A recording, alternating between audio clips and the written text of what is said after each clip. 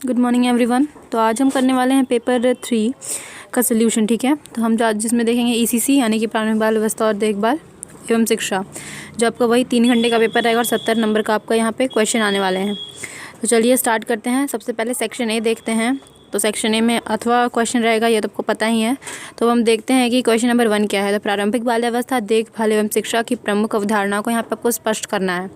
तो यहाँ पे पहले आप प्रारंभिक बाल व्यवस्था यानी कि ईसीसी जो है उसके बारे में आप यहाँ पे थोड़ा सा बताइए कि ईसीसी में हम बच्चों को जब विद्यालय जाता है बच्चा, तो विद्यालय जाने के पूर्व जो विद्यालय के लिए तैयार किया जाता है वही ईसीसी है। ठीक है, इसकी अवधारणाओं को बताएं, इसके उद्देश्य को यहाँ पे आप बताइए। ठीक है, कि ये जो है ये बच्चा को विद्यालय जाने के लिए तैयार करता है, उनमें गुणों का विकास करता है, लिखने पढ़ने और सुनने और आदि गुणों के पहले बच्चे को तैयार करता है। ठीक है, पढ़ने के लिए। अब हम देखते हैं नेक्स्ट क्वेश्चन। वर्तमान में ईसीसी की आवश्यकता क्या है, इसके बारे में यहाँ आपको बताना है। तो वर्तमान में क्या ज़रूरत पड़ी ईसीसी की, इसकी यहाँ पे हम बात करते हैं।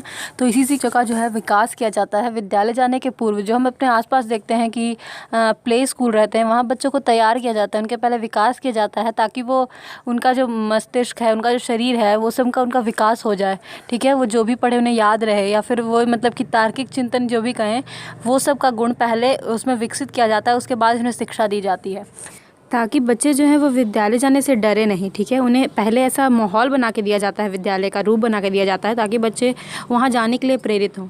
ठीक है, तो इसलिए इसकी ज़रूरत पड़ी ताकि बच्चे विद्यालय जाने से डरे नहीं, उनके अंदर जो भय है ये सब दूर हो सके। अब हम पढ़ते हैं आगे और देखते हैं क्वेश्चन नंबर 2। ईसीसी का जो है वो उद्देश्य यहाँ पे हमें बताना है, दीर्घ उद्देश्य और लघु उद्देश्य के बारे में। ठीक है, तो इसका जो प्रमुख उद्देश्य है इसके बारे में बात करते हैं। तो बच्चों का शारीरिक और गत्यात्मक कौशल का विकास करना। ठीक है, बच्चे में सुनने बोलने को और पढ़ने लिखने के पूर्व बच्चों को तैयार करना, उसके लिए बच्चों में स्पष्ट और उचित भाषा द्वारा विचार तथा भावनाओं के प्रदर्शन की योग्यता का विकास करना ताकि बच्चे विद्यालय जाए तो अपनी सभी अभिव्यक्तियाँ अच्छे से टीचर को बता सकें। ठीक है, बात कर सकें। ठीक है, आसपास के वातावरण को समझने में बच्चों की सहायता करना, बच्चों को बाहरी दुनिया से जोड़ना और उसके वातावरण को समझने में उनकी सहायता करना, नई रुचियों के विकास के लिए प्रयोग खोज आदि के अवसर प्रदान करना, बच्चों में अच्छी स्वास्थ्यप्रद आदतों का विकास करना, दैनिक जीवन कौशल का विकास करना आदि। ठीक है, अब हम बढ़ते हैं नेक्स्ट क्वेश्चन की तरफ। तो ईसीसी को लागू करने में जो है उसकी पाठचर्या लागू करने में शिक्षक की क्या भूमिका है, उसके बारे में यहाँ पे हमें बताना है। ठीक है, तो अगर हम बात करें ईसीसी के बारे में, तो ईसीसी का जो प्रमुख उद्देश्य है बालकों का व्यक्तित्व का विकास करना। ठीक है, जिसमें शिक्षक की एक महत्वपूर्ण भूमिका है। शिक्षक जो है इसमें एक अच्छे पथ प्रदर्शक के रूप में और एक सहायक के रूप में बच्चे का जो विकास करता है और उसका सहयोग करता है, उसे पर्याप्त संसाधन जो है वो प्रदान करता है, उनके व्यक्तित्व का विकास कर उसका आकलन करता है, मूल्यांकन करता है, उनकी त्रुटियों को छांटता है आदि के माध्यम से शिक्षक एक महत्वपूर्ण भूमिका निभाता है। अब हम बढ़ते आगे और देखते हैं क्वेश्चन नंबर 3। समावेशी शिक्षा का निर्माण या फिर कक्षा का निर्माण आप कैसे करेंगे, यहाँ पे आपको बताना है। तो समावेशी शिक्षा की अगर बात करें, समावेशी शिक्षा उस तरह की शिक्षा है जहाँ पे हर प्रकार के बच्चे जो हैं, चाहे वो शारीरिक रूप से कमज़ोर हो या मानसिक रूप से कमज़ोर हो, एक साथ जहाँ बैठ के पढ़ते हों। ठीक है, तो फिर अगर हम बात करें कैसे हम निर्माण करेंगे, तो हम हर उस बच्चे को अवसर देंगे जो किसी न किसी रूप से कमज़ोर हो या तेज़ हो। ठीक है, हम कक्षा में हर प्रकार के बच्चों को एक समान शिक्षा प्रदान करेंगे और सबकी ज़रूरतों को पूरा करते हुए उन्हें शिक्षा प्रदान करेंगे। कक्षा में हम हर बच्चे के अनुसार, उसकी आवश्यकता अनुसार उसे जो है उपकरण संसाधन प्रदान करेंगे। ठीक है, और खुद इस लायक बनेंगे कि हर बच्चे की हम बातों को समझ सके और उन्हें समझा सके कोई भी विषय वस्तु। ठीक है, तो ऐसी कक्षा का निर्माण अपने आप हो जाएगा। अब हम देखते हैं बाल केंद्रित कक्षा या शिक्षा से आप क्या समझते हैं। तो बाल केंद्रित शिक्षा का अर्थ है जहाँ पे बच्चे को है ना केंद्र बिंदु मानकर हम शिक्षा देते हैं, यानी कि ना बच्चों को आधार मानते हैं। यहाँ पे शिक्षक की बात नहीं मानी जाती है, जबकि यहाँ पे बच्चों की बात मानी जाती है। बच्चा जिस रूप में वो रुचि लेकर पढ़ता है, उस रूप में हम उसे अगर शिक्षा प्रदान करेंगे और उसकी रुचि के अनुसार अगर हम शिक्षा उसे देंगे और उसके रुचि के अनुसार अगर हम उसे उस विधि के द्वारा पढ़ाएं जो बच्चे को पसंद है, तो हम उसे बाल केंद्रित शिक्षा कहेंगे। तो हम देखते हैं क्वेश्चन नंबर 4। तो प्रारंभिक बाल अवस्था में खेल एवं अन्य गतिविधियों का आयोजन का क्या महत्व है। तो जैसा कि हम जानते हैं कि खेल और जो भी गतिविधियां होती हैं जो बाल केंद्रित होती हैं, तो उससे बच्चों का जो है चहुमुखी विकास होता है, बच्चों का मानसिक और शारीरिक विकास होता है, जिसके लिए ये आयोजन किए जाते हैं। ठीक है, तो फिर और बच्चे को जो है वो कोई भी विषय समझाने के लिए अगर किसी गतिविधि द्वारा समझाएं तो ज़्यादा आसानी होती है, इसलिए इसका महत्व इसलिए इसका बढ़ जाता है। और क्योंकि ये इनका विकास करता है बच्चों का, इसलिए भी इसका बहुत महत्व है, इसे आप लिख सकते हैं। अब हम देखते हैं इसका अथवा वाला क्वेश्चन। गतिविधियों के आयोजन के लिए विभिन्न विधियाँ प्रक्रियाओं का चयन का आधार क्या हो सकता है। तो हम कैसे चयनित करेंगे कि कौन सा गतिविधि क्या पढ़ाने के लिए बच्चों के लिए क्या अच्छा है। तो इससे हम ऐसे चयनित कर सकते हैं कि किससे बच्चों को जो है उसका विकास हो रहा है और किस गतिविधि के द्वारा हम आसानी से अपने आसपास का माहौल जो है, अपने आसपास का जो सामग्री है उसका उपयोग कर सकते हैं और बच्चों किस में आनंद आ रहा है और जो समय ज़्यादा ना ले रहा हो, ऐसी गतिविधियाँ हम चुन सकते हैं। अब देखते हैं क्वेश्चन नंबर 5, आकलन मूल्यांकन में हमें अंतर बताना है। तो आकलन कहने का अर्थ है जो इसमें बच्चे का हम हर एक्टिविटी को देखते हैं और उससे मतलब उसके हिसाब से उसके गुण और वगैरह उसके जो दोष हैं उसे हम छांटते हैं। और मूल्यांकन में हम बच्चे का जो है एग्ज़ाम के थ्रू हम उसका मूल्यांकन करते हैं। और अब आकलन में हम बच्चों को मार्क्स नहीं देते, लेकिन हम मूल्यांकन में बच्चों को मार्क्स देते हैं और उसे स्तर में बांट देते हैं कि कौन बच्चा तेज़ है, कौन बच्चा कमज़ोर है। ठीक है, आकलन में हम हल की बात करते हैं कि बच्चे में जो दोष है उसका हम कैसे हल निकालेंगे। और मूल्यांकन में हम बच्चों को बस देते हैं कि बच्चा तेज़ है कि कमज़ोर है, ऐसे हम बच्चों को करते हैं। आकलन जो है उसमें हम एग्ज़ाम लेना ज़रूरी नहीं है, लेकिन मूल्यांकन में जो है वो एग्ज़ाम ज़रूरी है। इसमें जो है हर बच्चों को जो है मूल्यांकन में सामान्य अवसर मिलता है, चाहे वो बच्चा तेज़ हो कमज़ोर हो। लेकिन आकलन में जो है वो बच्चों को अलग अलग स्तर पर बांटा नहीं जाता, लेकिन उसके अलग अलग विकास के लिए काम किया जाता है। ठीक है, इसमें जो है मूल्यांकन जो है उसमें बच्चों को छांटा जाता है उसके दोष के आधार पर, और आकलन में जो है बच्चे का विकास पर फोकस किया जाता है। यही सब इसके अंतर है। अब हम देखते हैं प्रारंभिक बाल्यावस्था में विकास के विभिन्न आयाम क्या क्या हैं।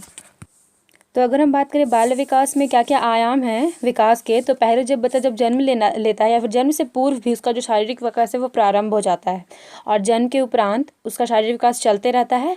और सबसे ज़्यादा जो विस्फोट होता है शारीरिक विकास में, या कहें कि सबसे बड़ा जो शारीरिक विकास होता है वो किशोरावस्था में होता है। तो अगर हम कैटेगरी वाइज देखें तो सबसे पहले हम बोल सकते हैं कि जन्म के पूर्व शारीरिक विकास, फिर आता है शैशवावस्था यानी कि जन्म से लेकर के 2 वर्ष की आयु तक, तो बच्चे का भी इसमें शारीरिक विकास होता है और मानसिक विकास भी जो है वो शुरू हो जाता है और भाषाई विकास भी बच्चा जो है धीरे धीरे सीखने लगता है। अब फिर उसके बाद आता है बाल्यावस्था। तो बाल्यावस्था में बच्चे का जो है वो मानसिक विकास जो है वो 60% जो होता है वो हो जाता है और संवेगात्मक विकास भी होने लगता है और दृष्टि का विकास भी जो है वो शैशवावस्था में होता है। और बाल्यावस्था में बच्चा जो है भाषा सीख जाता है, भाषा विकास का कह सकते हैं कि बहुत ज़्यादा तक हो जाता है और मानसिक विकास भी जो है 60% वो भी हो जाता है। उसके बाद आता है किशोरावस्था। तो किशोरावस्था में शारीरिक विकास होता है। किशोरावस्था में ही बच्चे का जो नैतिक विकास है वो भी प्रारंभ हो जाता है। और अगर बात करें कि संज्ञानात्मक विकास की, तो वो भी प्रारंभ हो जाता है। बच्चा जो है वो तर्क करने लगता है, कल्पनाएं करने लगता है आदि जो है बच्चे का यहीं से शुरू होता है।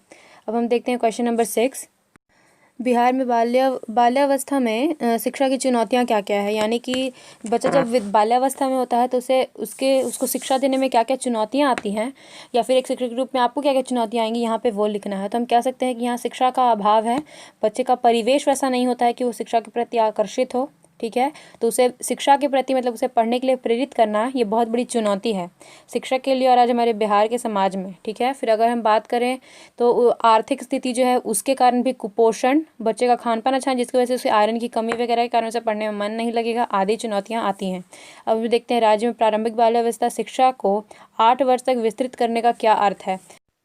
यहाँ पे कहने का अर्थ है कि बिहार राज्य में जो प्रारंभिक बाल्यावस्था शिक्षा दी जाती थी, मतलब को बच्चों को जो विद्यालय के पूर्व जो शिक्षा दी जाती थी यानी कि नर्सरी वगैरह वाला, तो वो जो है वो 8 साल तक बढ़ा दिया गया। यानी कि बच्चों का उम्र जब 8 साल तक है तब तक वो बच्चे वहाँ पढ़ सकते हैं, उसके बाद वो जो है प्राथमिक विद्यालय में नामांकन लेंगे। तो यहाँ पे आप इसे कुछ पॉइंट्स लिख दीजिए कि इसे क्यों बढ़ाया गया। ठीक है, इसका क्या कारण था। अब हम देखते हैं सेक्शन बी में आते हैं। तो सेक्शन बी में आपका 10 नंबर का क्वेश्चन रहेगा। तो सबसे पहले हम देखते हैं क्वेश्चन नंबर 7। तो यहाँ पे हमारा क्वेश्चन है कि प्रारंभिक वर्ष के दौरान गुणवत्तापूर्ण प्रारंभिक बाल्यावस्था देखभाल एवं शिक्षा बच्चों के विकास एवं जीवन को प्रभावित करती है कैसे। यानी कि जो बाल्यावस्था है, प्रारंभिक बाल्यावस्था, उसकी गुणवत्ता क्या है और वहाँ पे विकास जो है वो मेन रोल क्यों निभाता है, वो जो उम्र है बच्चों का, ठीक है, वो अवस्था जो है। तो हम कह सकते हैं क्योंकि जो बाल्यावस्था होता है, जिस वर्ष में बच्चा प्रारंभिक विद्यालय में प्रवेश करता है, तो उसमें जो है बच्चों का चहुमुखी विकास तेज़ी से होता है। शारीरिक विकास तो नहीं, लेकिन मानसिक विकास जो है वो 60% तक जो है उसके मस्तिष्क का विकास वो कहा जाता है कि बाल्यावस्था में ही हो जाता है। नैतिक मूल्यों को बच्चा सीखने लगता है, भाषा विकास उसका जो है वो करने लगता है। तो ये सब जो है यहाँ पे एक कहते हैं गोल्डन पीरियड कहलाता है पूरे मानव जीवन का। तो इसलिए ये बहुत बड़ा इंपॉर्टेंट रोल प्ले करता है। यहाँ पे आप बच्चों को जो सिखाएंगे वही उसके जीवन भर मस्तिष्क में बैठ जाता है। ठीक है, वैसा ही जो बच्चे का व्यक्तित्व है वैसा ही बनता है। इसलिए अब हम देखते हैं क्वेश्चन नंबर 8। तो राज्य में विद्यालय की तैयारी में अकादमिक संस्थाओं की क्या अपेक्षा है, यानी कि उससे क्या एक्सपेक्टेशंस हैं स्कूल की। जो इंस्टीट्यूट्स होते हैं, अकादमिक इंस्टीट्यूट जो विद्यालय को चलाने में मदद करते हैं, उनकी क्या भूमिका है यहाँ पे, आप वो यहाँ पे लिखिए, और क्या उनसे एक्सपेक्टेशन है ये भी यहाँ पे लिखना है। इस टाइप के क्वेश्चन में या फिर आपके 10 नंबर के जितने भी क्वेश्चन है उसमें आप अगर पॉइंट वाइज करके आप लिखते हैं तो जो भी टीचर चेक करेगा उसे एक क्लियर व्यू मिलेगा जो भी आप लिखे हैं पॉइंट वाइज करके, तो उसमें आपको ज़्यादा मार्क्स मिलने के चांसेस यहाँ पे बढ़ जाते हैं। तो आप कोशिश करिए कि आप पॉइंट वाइज हर चीज़ को लिखिए और जो इंपॉर्टेंट पॉइंट्स है उसे आप अंडरलाइन करके लिखिए, ठीक है। अब हम देखते हैं क्वेश्चन नंबर 9। तो प्रारंभिक बाल्यावस्था में शिक्षा में बच्चों के प्रगति से संबंधित अभिलेखों का संधारण यानी कि रिकॉर्ड जो है वो क्यों आवश्यक है, आप उसे कैसे संधारित करेंगे, यानी कि आप कैसे उसे रिकॉर्ड करेंगे, ठीक है। यहाँ पे कहने का मतलब है कि जो इंपॉर्टेंट एक्टिविटीज़ जो होती है बच्चे के प्रारंभिक बाल्यावस्था में उसे शिक्षा देने के दौरान, तो उस अभिलेखों को रिकॉर्ड क्यों किया जाता है, और आपको अगर आप टीचर बनेंगे तो आप उसे कैसे रिकॉर्ड करेंगे। तो प्रारंभिक बाल्यावस्था में जब हम बच्चों को कुछ सिखाते हैं तो उसकी प्रगति को अगर हम रिकॉर्ड करते हैं, मतलब कहीं लिख के या फिर टेप के थ्रू अगर हम उसे रिकॉर्ड करके रखते हैं तो वो बहुत ही एक महत्वपूर्ण चीज़ है। और क्यों महत्वपूर्ण है, क्योंकि अगर हम किसी चीज़ को अगर रिकॉर्ड करते हैं और उसके आगे का अगर देखते हैं, जैसे साल भर का हमने उसका प्रोग्रेस देखा, अब अगर हम उसके सेकेंड ईयर का जो उसका जो रहेगा प्रोग्रेस, उससे अगर हम कंपेयर करेंगे तो उसमें अब उससे हम आगे का पता लगा सकते हैं कि हाँ आगे चल के इसको क्या क्या और ज़्यादा चाहिए, क्या क्या इसमें भी विकसित करने की ज़रूरत है, कौन कौन से इसमें दोष है जो बालक को दूर करने हैं या फिर बालक से दूर करने हैं, कौन कौन से उनमें गुण भरने हैं आदि, ये सब में इसकी मदद मिलती है। इसलिए इसे ये एक इम्पॉर्टेंट रोल निभाता है बच्चे के विकास में, इसलिए इसे रिकॉर्ड में के रूप में रखा जाता है। अब हम कहते हैं कि कैसे हम इसे रिकॉर्ड के रूप में रखेंगे। एज अ टीचर हम कैसे बच्चों का जो है प्रोग्रेस रिपोर्ट हम कैसे उसका प्रिजर्व करते हैं या फिर उसे हम कैसे रिकॉर्ड के रूप में रखते हैं, तो हम कह सकते हैं कि उसका हम पीपीटी बना के रख सकते हैं, या फिर हम कुछ लिख करके कि हाँ चलो ये बच्चे का ये हुआ था आदि, बहुत सारे इसके तरीके हैं बच्चे के जो प्रोग्रेस है उसको रिकॉर्ड करने के। अब हम देखते हैं क्वेश्चन नंबर 10।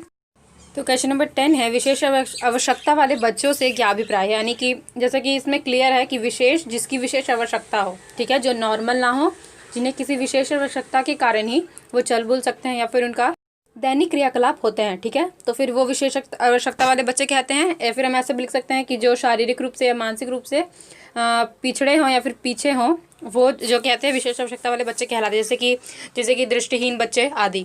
यदि हम बात करें आगे क्वेश्चन, तो यदि शाला पूर्व केंद्र में विशेष आवश्यकता वाले बच्चे आता है तो ऐसे में बालक देखभाल कार्यकर्ता की क्या भूमिका है।